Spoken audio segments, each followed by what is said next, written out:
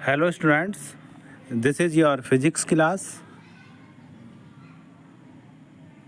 और इस physics class में लेक्चर नंबर 4 और ये हमारा जो लेसन चल रहा है फ्रिक्शन।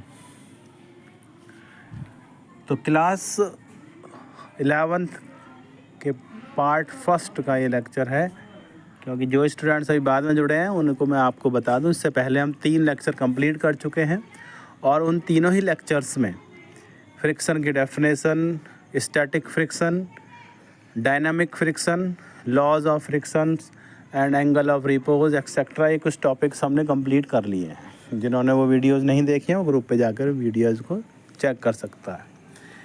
तो आज के इस लेक्चर्स में हम लोग करेंगे कुछ न्यूमेरिकल्स, जो हमारे टॉपिक अभी कंप्लीट हुए हैं।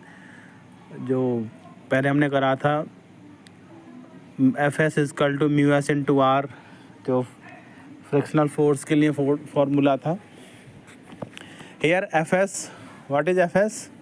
F s is static frictional force and mu S is coefficient of static friction and r is the normal reaction. तो ये फार्मूला हमने पहले कंप्लीट किया है, उससे ही रिलेटेड कुछ न्यूमेरिकल्स हैं, वो अभी हम करते हैं। देखिए कुछ एक्सरसाइज के। अच्छा, मैं पहले आपको बता देता हूँ न्यूमेरिकल्स करने से पहले कि जो इसमें सॉल्व एग्जांपल्स हैं बुक से, वो आपको बुक से अपनी करने हैं नोटबुक में। और ये अनसॉल्व जो एक्सरसाइज आपको दी हुई है, इस एक्सरसाइज के न्यूमेरिकल्स मैं आपको यहाँ पर करा रहा हूँ क्लास में। तो लेट्स सी,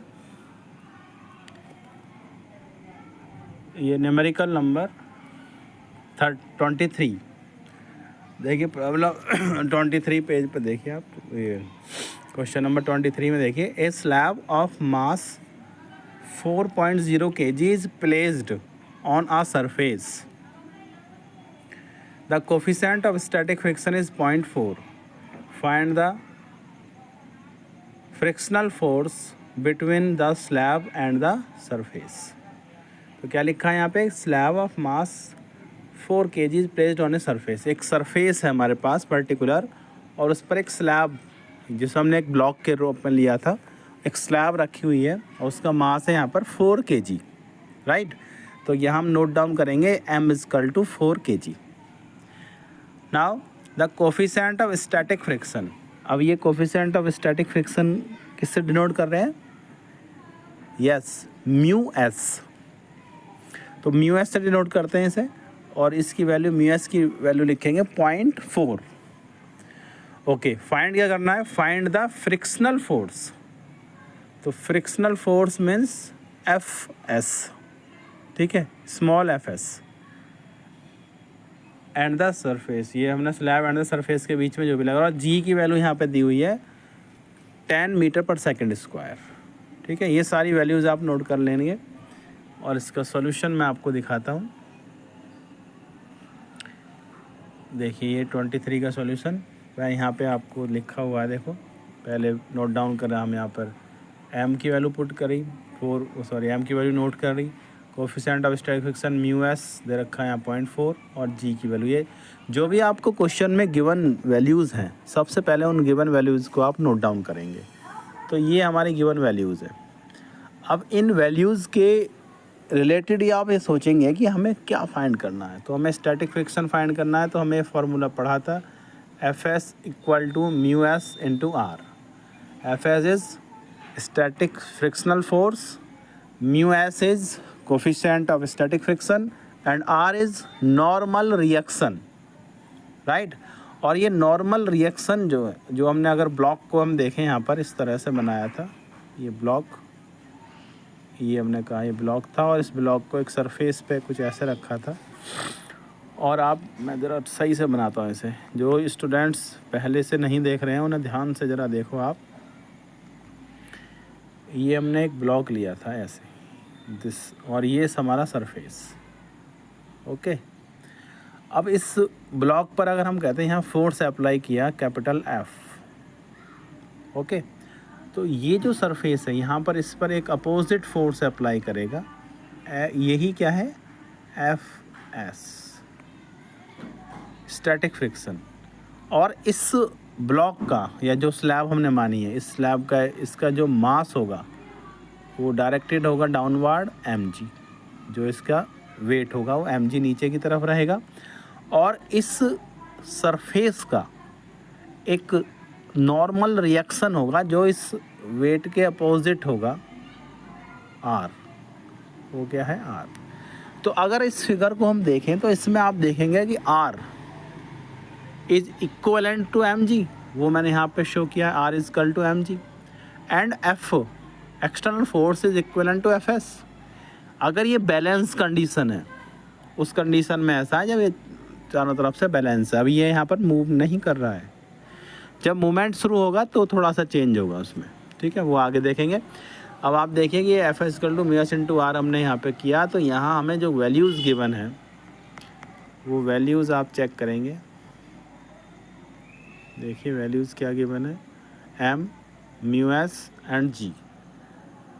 अब हमारे पास एम नहीं है तो क्या करें, आर की वैल्यू को हमने एम जी पुट किया, एम जी, और एफ एस, क्योंकि हमें एफ एस फाइंड, क्वेश्चन में कई बार ऐसा होता है कि हमें एक्सटर्नल फ्रिक्शनल फोर्स या तो पूछेगा फ्रिक्शनल फोर्स बताइए, या हमसे पूछेगा एक्सटर्नल फोर्स बताइए, तो दोनों में से जो भी पूछेगा आप एफ या एफ एस वो आप यहाँ पुट कर सकते हैं। मैंने यहाँ पुट करा है, आप इसे एफ एस भी दे सकते हैं स्टैटिक फ्रिक्शनल फोर्स के फॉर्म में। तो बस सीधा वैल्यू पुट करेंगे, म्यू एस की वैल्यू 0.4, एम की वैल्यू 4 एंड जी इज़ 10। जैसे सॉल्व करा, पॉइंट हटाने पर नीचे 10 आएगा, 10 से 10 आंसर है, 4 4 जा 16, this is the answer 16 Newton. तो ये फर्स्ट न्यूमेरिकल था, नोट डाउन करिए इसे पॉज करके आप लोग, ओके। अब हम चलते हैं सेकंड न्यूमेरिकल की तरफ, ठीक है स्टूडेंट्स। अब आप देखिए सेकंड न्यूमेरिकल क्या है। क्वेश्चन नंबर 24 को आप ध्यान से देखिए, पहले इसको रीड करते हैं। A force of 98 newton is just able to move a block. एक फोर्स हमने अप्लाई किया जो कि सफिशिएंट है किसी ब्लॉक को मूव करने के लिए, ठीक है, ऑफ मास एम, हमने इसका लिखा 20 kg उसका मास है, on A rough horizontal surface, कहाँ पर रखा है, एक सरफेस के ऊपर प्रेजेंट है। Calculate the value of coefficient of friction. तो हमें क्या पता करना है, कोफिशिएंट ऑफ फ्रिक्शन यानी म्यू एस। कई बार हमें स्टैटिक या काइनेटिक फ्रिक्शन नहीं लिखा होता है, खाली कोफिशिएंट ऑफ फ्रिक्शन लिखा है, तो खाली हम इसे म्यू एस ना लिख के, म्यू के ना लिख के, खाली म्यू भी हम इसका यूज़ कर सकते हैं, ओके। तो चलिए इसका सॉल्यूशन चेक करते हैं। 20 कौन सा क्वेश्चन है, 24, 23 एंड दिस इज़ 24। तो इस क्वेश्चन में आप देखिए एफ जो हमने फोर्स से अप्लाई किया 98 newton, here M is 20 kg और जी इज़ इक्वल टू 9 अब जी आपको जब भी क्वेश्चन में दिया होगा 9.8 मीटर पर सेकंड स्क्वायर या 10 मीटर पर सेकंड, जो भी आपको गिवन होगा, और अगर नहीं गिवन है, कई बार जी की वैल्यू नहीं गिवन होती, तो आपको 9.8 मीटर पर सेकंड स्क्वायर ही पुट करना है। तो G is here 9.8 metre per second square, F is this, find the mu S. तो फार्मूला फिर वही, mu S is equal to F S into R. अब हमसे अगर कहा जाए कि एफ एस तो हमें नहीं दिया हुआ, एक्सटर्नल फोर्स दिया हुआ है, तो अभी बताया था कि ये जो एफ है वो ही इक्विवेलेंट है एफ एस के। तो हमने यहाँ पर एफ की जगह पे क्या यूज़ करा, एफ एस की जगह क्या यूज़ करा है, एफ। और क्वेश्चन में नॉर्मल रिएक्शन नहीं दिया हुआ, तो इस नॉर्मल रिएक्शन आर की जगह पर हमने क्या पुट कर लिया, एम जी, क्योंकि ये फर्स्ट क्वेश्चन में ही एक्सप्लेन किया था मैंने ध्यान से कि वो अगर ब्लॉक आपको याद है कि इस ब्लॉक में हम इधर जाएंगे, एफ लगेगा राइट साइड में, लेफ़्ट साइड में एफ एस लगेगा, और अगर डाउनवर्ड डायरेक्शन में उसको बॉडी का वेट एम जी रहेगा, तो उसका जो सरफेस का एक रिएक्शन है वो कैपिटल आर उसके अपोजिट डायरेक्शन में रखेगा। तो R is equal to equivalent होगा M G, capital F equal to होगा एफ एस। ये आपको याद रखना है, ठीक है स्टूडेंट्स। तो देखिए आप mu S is equal to capital F upon M G. Capital F की वैल्यू पुट करी 98, M 20 and G is equal to 9.8। Point हटाएंगे तो एक ज़ीरो ऊपर आने वाली, ये वाला पॉइंट हटाएंगे तो ये ऊपर 10 आ गए यहाँ पर, और 98 से 98 कैंसिल होगा, 10 अपॉन 20 मीन्स 1/2 इजकल टू 0.5। तो ये क्या था mu S, this is the coefficient